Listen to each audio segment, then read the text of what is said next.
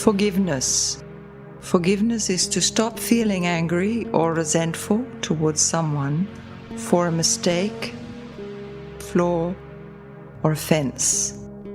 That's what the New Oxford English Dictionary states.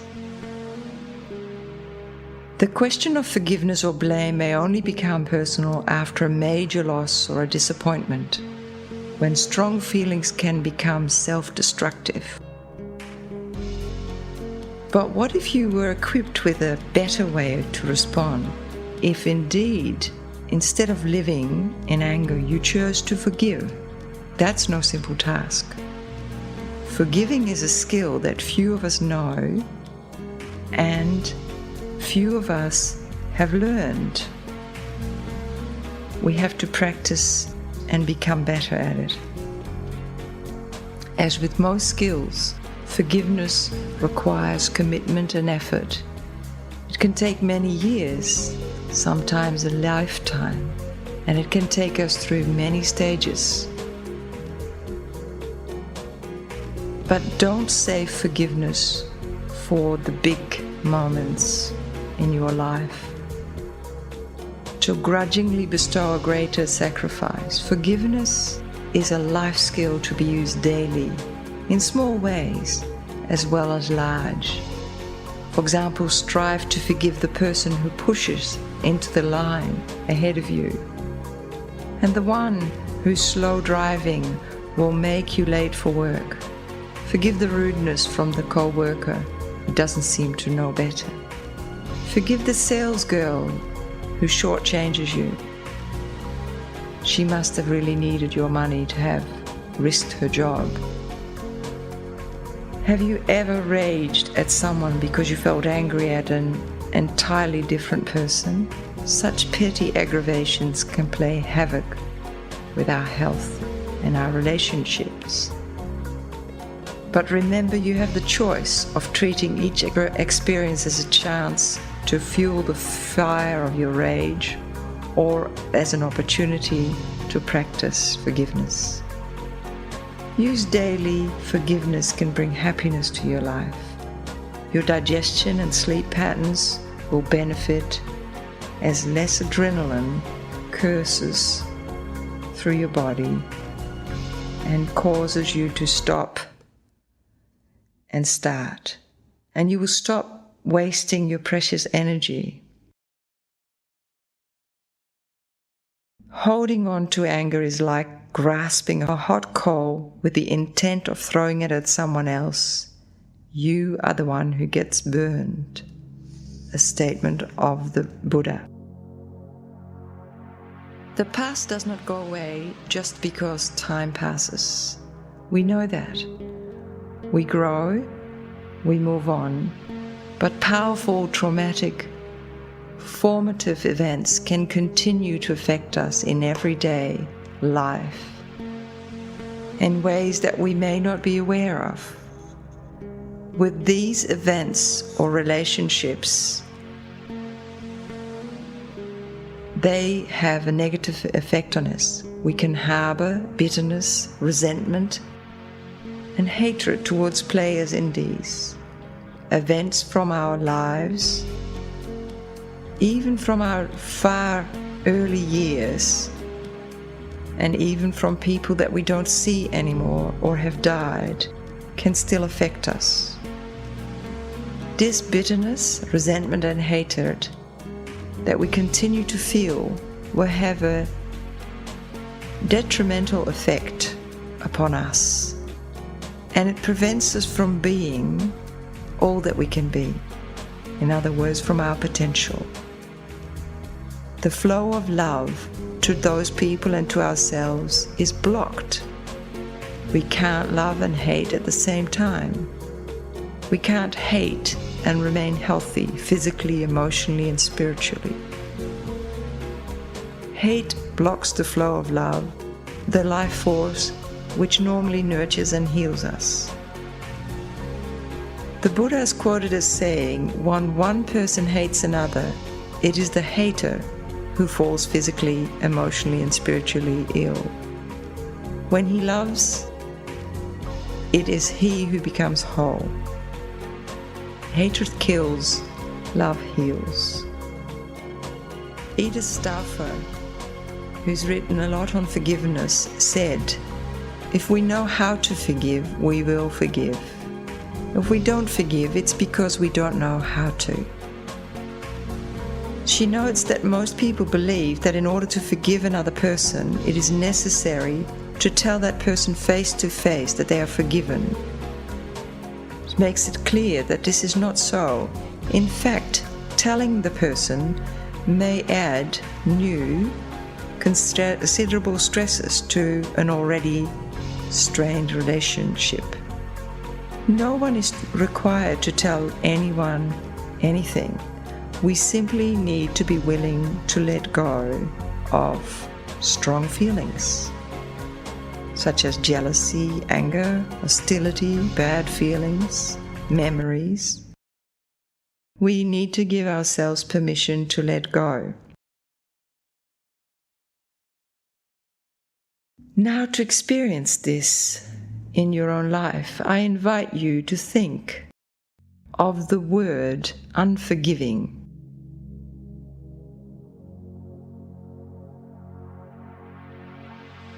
Taste and swirl that word unforgiving around in your mind.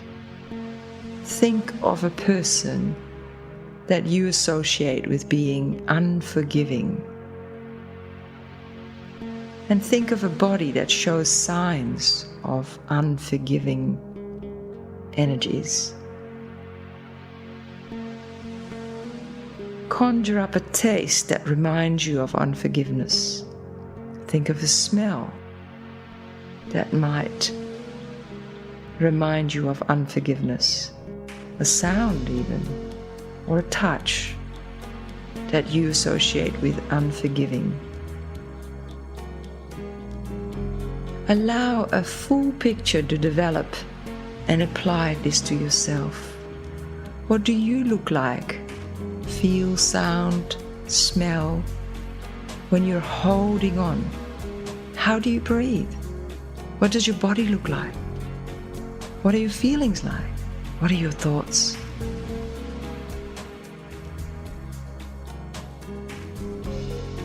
Exaggerate.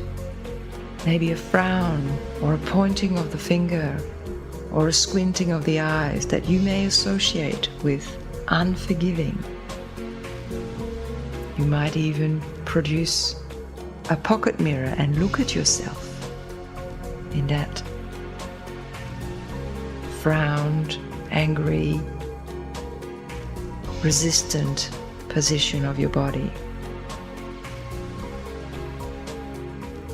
But know that you're more than this unforgiving person as you breathe in and feel yourself expand into thinking now of the word forgiveness or letting go. What do you see? What do you feel? What do you think, smell, touch, hear? Using all your senses now to ponder on this word, forgiveness.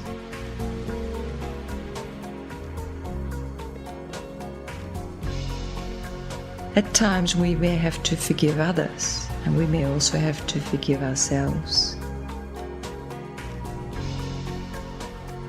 If we experience someone as having let us down, we must also have held an expectation that they would not let us down. As part of the forgiveness process is to understand why a person has let us down or disappointed us. We need to look at this idea of perfection.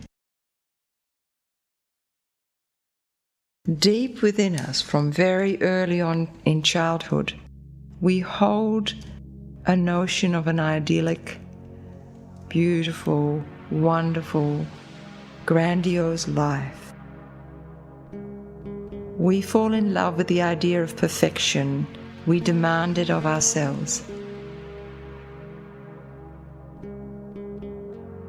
A saying, "Leave perfection to the divine," may give us room to move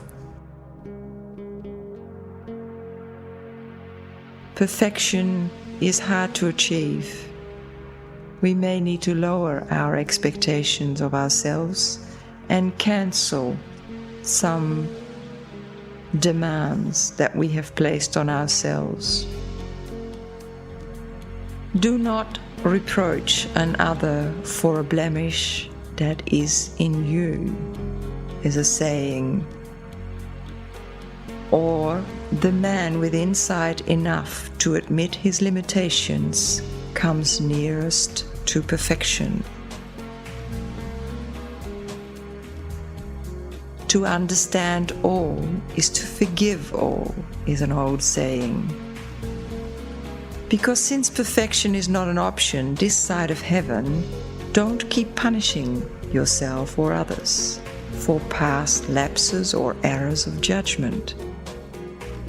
The energy that you spend in maintaining your negative emotions, anger, hatred, or self-loathing cannot change the truth of what happened. However, holding on to pain, embarrassment, shame, or anger continuously causes you to revisit the past and infects the present. In despair, we lose hope and the willingness to trust. The pervasive cynicism that follows belittles every good thing. This bottled rage can ruin today and tomorrow, just as it ruined yesterday, to no good purpose. The longer you allow your negative feelings to fester, the harder they become to eradicate. Though not impossible, keep in mind that appearing to forgive is not the same as genuinely forgiving from the heart, from the open heart. And only the latter can transform harmful negativity. The first step onto the true path is to examine your feelings. What you cannot contemplate, you cannot forgive, and what you cannot forgive, you cannot overcome. Therefore, we must begin by brutally, honestly acknowledging what has happened. This may sound simple. Of course, you know what's happened. However, there's a world of difference between knowing the historical facts and admitting what you felt then and how you feel now and why you reacted as you did. Your own subjective truth, your own attitude to what happened, colors the recollection. Rarely does the act itself so upset us. What matters are the feelings that get stirred up. If you have a severe trauma in your past, retrospective examination may seem too much. Blocking off certain feelings may have been a survival skill to endure the traumatic situation. As life provides you with peaceful lull moments, you may be able to reevaluate. If that's not possible, perhaps your feelings should remain blocked, at least until you spontaneously wish to re-examine them or have a safe, therapeutic environment in which you can explore them. If you feel ready to evaluate your past, consider why you reacted the way that you did. If you were hurt, then you should reassess the nature of your hurt. What was it? Was it a lack or an absence? Something you expected or you hoped for but did not get? Do you have strong childhood memories of this sort? Of experience that feel tied to this present one? Do you need to start by forgiving an earlier individual or group before you approach those involved in the present one? If you take a pain reliever for a toothache but ignore the rotten tooth, you can expect the pain to return. Examine how your current feelings have become entangled with your painful memories. Did you suffer an imposition against your will? Was it a snub or a rejection that felt demeaning? Did you feel ashamed, embarrassed, powerless? Reflect with great objectivity on what happened. What happened recently? Why did it trip the switch? Do you have an old memory of feeling this way? Think about the quality of the hurt and whether similar provocations always touch a raw nerve. Perhaps you get upset when you encounter such a case in the media or in fiction, a book, a film, or a television program. For example, my mother died more than 30 years ago, but because of unresolved pain that needed to be forgiven on both sides, I could not talk about her death.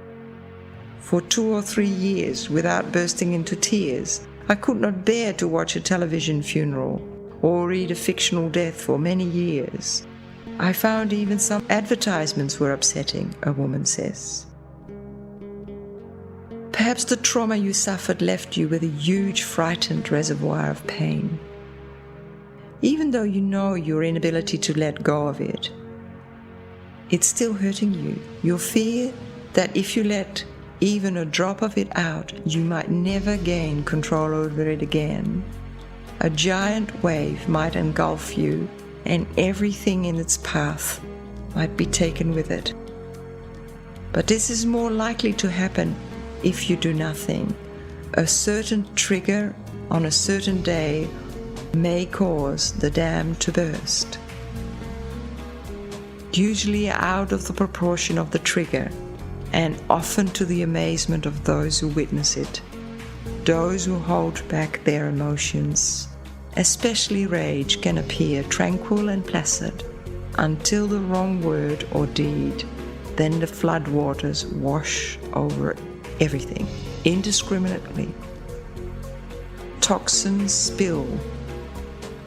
Now catch yourself the next time your dam bursts and think back. Let your pain take you to its source. This is the wounded healer at work. Until and unless you work with the original source of your pain and anger, forgiving later, hurts will not prevent future outbursts.